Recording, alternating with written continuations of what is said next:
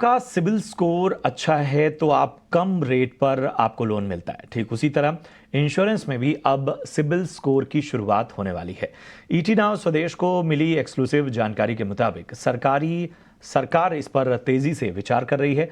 यानी अगर आपका इंश्योरेंस स्कोर अच्छा हुआ तो आपको प्रीमियम में फायदा होगा। डिटेल्स के साथ अनुराग शाह जुड़ गए। अनुराग, पूरी जानकारी आपसे चाहेंगे।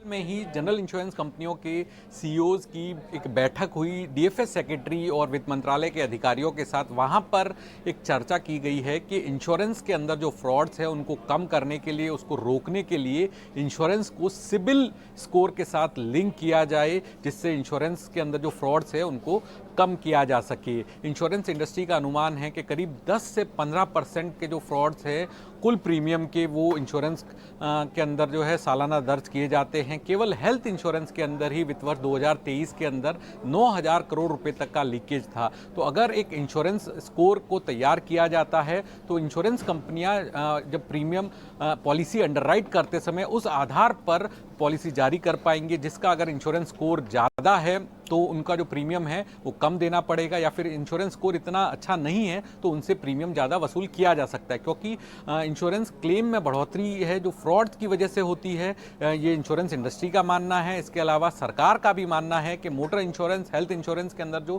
फ्रॉड्स में बढ़ोतरी हुई है, तो सिबिल के साथ अगर इंश्योरेंस को लिंक कर दिया जाएगा और सिबिल स्कोर के साथ अगर प्रीमियम तय होता है तो अच्छा इंश्योरेंस स्कोर मेंटेन करने वालों को कम प्रीमियम देना होगा, और जो अपना इंश्योरेंस स्कोर इतना बेहतर नहीं रखेंगे उनके लिए इंश्योरेंस प्रीमियम ज़्यादा होगा।